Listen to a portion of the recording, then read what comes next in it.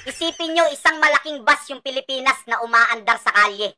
Bago si Bongbong tanga yung driver ng bus tapos nabangga niya yung poste.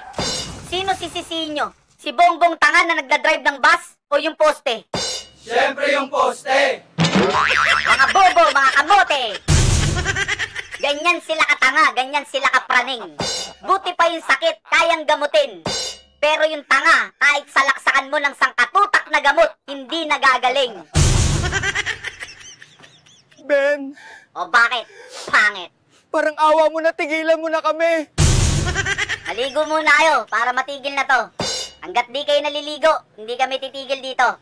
Kaya yung mga ulo nyong walang laman, di na nadadampian ng sabon sa tubig eh. Tapos yung mga suot nyong I love BBM nung eleksyon pa yata yan eh. Kaya nililibag na pati mga utak nyo eh. Huwag kang magsasalita, hindi pa ako tapos eh. May pagkabastos ka rin eh. Pati yung pagsasalita ko, nanakawin nyo pa eh. Magnanakaw na kayo, bastos pa kayo eh. Umalis ka nga sa harapan ko, sipahin kita yung pangit mong umiyak eh.